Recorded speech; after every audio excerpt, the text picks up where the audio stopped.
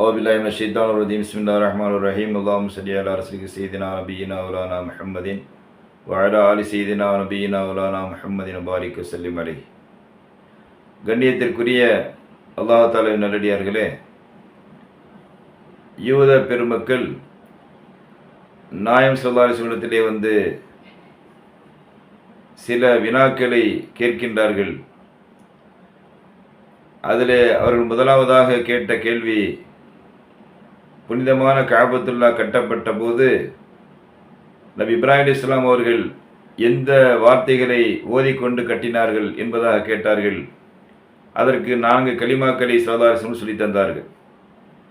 அதற்கு பிறகு அந்த யூத தலைவர் கேட்கின்றார், எந்த காபத்துல்லா இறையில்லவென்று போற்றப்படுகின்றதோ அந்த காபத்துல்லாவிற்கு 4 மூலைகள் இருக்கின்றது. ஏன் 6 மூலைகளாக 8 மூலைகளாக கட்டாமல் 3 மூலைகளாக கட்டாமல் 4 மூலைகளை அல்லாஹ் தஆலா ஏன் தேர்ந்தெடுத்தான்? தனது இல்லத்தை கட்டும் பொழுது செவ்வக வடிவத்திலே அல்லாஹ் தஆலா இல்லத்தை கட்ட செய்திருக்கின்றானே, அதனுடைய தாற்பயம் என்ன என்பதாக அந்த யூத பெருமக்கள் கேட்கின்றார்கள். அப்பொழுது ஸல்லல்லாஹு அலைஹி வஸல்லம் அவர்கள் சொன்னார்கள், நீங்கள் ஆரம்பத்திலே கேட்டீர்கள் அல்லவா, அந்த அடிப்படையிலே ஒரு மூலை சுப்ஹானல்லாஹ் என்ற தஸ்பீஹை குறிக்கின்றது. இரண்டாவது அந்த மூலை பகுதி அல்ஹம்துலில்லாஹ் என்ற தஸ்பீஹை குறிக்கின்றது. மூன்றாவது லா இலாஹ இல்லல்லாஹ் என்ற தஸ்பீஹை குறிக்கின்றது. 4வது அல்லாஹு அக்பர் என்ற தஸ்பீஹை குறிக்கின்றது. இந்த 4 கலிமாக்களை கொண்டது கலிமா இருக்கின்ற காரணத்தினால்தான் 4 மூலைகளை கொண்டு அல்லாஹ் தஆலா காபத்துல்லாவை கட்டியுள்ளான், கட்டுமாறு ஏவியுள்ளான் என்பதாக நாயம் ஸல்லல்லாஹு அலைஹி வஸல்லம் சொன்னபோது அந்த யூத தலைவர் கேட்கின்றார், லி ஐயி ஷையின் சும்மியத் அல் கஅபா, எந்த காரணத்திற்காக வேண்டி அந்த புனிதமான இல்லத்திற்கு கஅபா என்ற பெயர் வைக்கப்பட்டது? எத்தனையோ பெயர்கள் இருக்க கஅபா என்ற பெயரை ஏன் அதற்கு வைக்கப்பட்டது என்பதாக, தேர்ந்தெடுக்கப்பட்டது என்பதாக அந்த யூத தலைவர் கேட்கின்றார். அப்பொழுது கான் நபி ஸல்லல்லாஹு அலைஹி வஸல்லம் சொன்னார்கள், லிஅன்னஹா வஸ்து துன்யா, கஅபா என்பதற்கு அர்த்தம் மைய பகுதி என்ற அர்த்தம். பூமி கோளுடைய மைய பகுதியாக கஅபா இருக்கின்றது. ஒரு மனிதர் அந்த காபத்துல்லாவை வலம் வரும் பொழுது பூமி முழுவதையும் வலம் வந்த பெருமையை, அந்த நன்மையை அடைந்து விடுகின்றார். அந்த பூமியிலே இருக்கின்ற, பூமி உருண்டையிலே இருக்கின்ற அந்த ஆற்றல் முழுவதும், பூமியிலே சுழன்று கொண்டிருக்கின்ற அனைத்து ஆற்றலுடைய அனைத்து அந்த பவர் என்று சொல்லப்படக்கூடிய அனைத்து சக்திகளும் அந்த பூமியுடைய மத்திய பகுதியில் இருக்கின்ற காபத்துல்லாவிலே அமைந்திருக்கின்றது.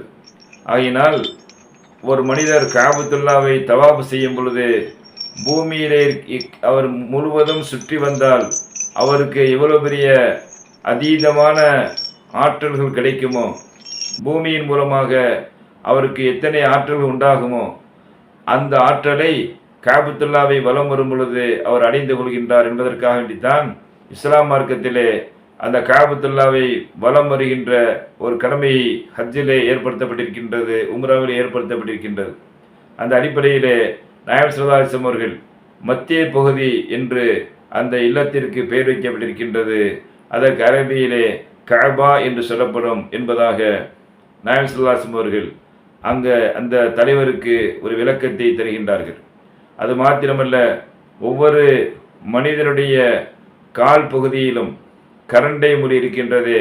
அதற்கு அரபியிலே கஅப் என்பதாக சொல்வார்கள். அந்த கரண்டை மொழிதான் 2 கால்கள் இருக்கின்ற கரண்டை வட்டமாக இருக்கின்ற அந்த 2 மொழிகள் இருக்கின்றது. அந்த 2 மொழிகளுடைய அந்த 2 எலும்புகளுடைய பலத்தை கொண்டுதான் ஒரு மனிதன் தனது உடல் முழுவதுடைய கணத்தையும் கொண்டு பூமியிலே நிற்க முடியும். அது பலகீனம் அடைந்து விட்டால் பூமியிலே நடக்கின்ற ஆற்றலை மனிதன் இழந்து விடுகின்றான். அதே போலதான் கஅபத்துல்லா என்பது ஆற்றல் நிறைந்த பகுதி.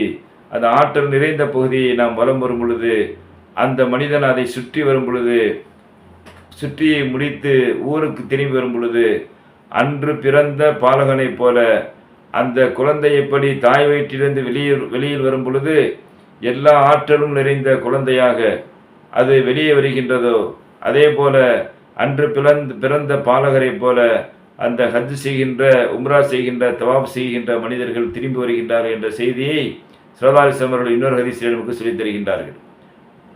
அதற்கு அடுத்தபடியாக அவர் கேட்கின்றார், அக்பிர்னி அன் தப்சீரி சுபஹானல்லாஹ் அல்ஹம்துலில்லாஹ் அல்லாஹு லா இலாஹ இல்லல்லாஹ் அல்லாஹு அக்பர். இந்த 4 தஸ்பீயை கொண்டுதான் புனித காபத்துல்லா கட்டப்பட்டுள்ளது என்று சொன்னீர்கள். அப்படி என்றால் இந்த 4 தஸ்பீகளுக்கும் உள்ள சிறப்புகளை நீங்கள் எங்களுக்கு சொல்லித்தர முடியுமா என்பதாக அந்த யூத தலைவர் கேட்கின்றார். அப்பொழுது ஸல்லல்லாஹு அலைஹி வஸல்லம் அவர்கள் சொல்கின்றார்கள், ஒரு மனிதர், எந்த மனிதர் சுப்ஹானல்லாஹ் என்ற வார்த்தையை தஸ்பீகை ஓதுகின்றாரோ அப்பொழுது அந்த மனிதருக்கு கிடைக்கின்ற நன்மை என்ன? அல்ஹம்துலில்லாஹ் என்று சொல்பவருக்குரிய நன்மை என்ன? லா இலாஹ இல்லல்லாஹ் என்று தஸ்பீஹ் செய்பவருடைய நன்மை என்ன? அல்லாஹ் அக்பர் என்று ஓதக்கூடியவருடைய நன்மை என்ன என்பதை ஸல்லல்லாஹு அலைஹி வஸல்லம் அவர்கள் நமக்கு விளக்கம் சொல்லித் தருகின்றார்கள். தொடர்ந்து பார்ப்போம்.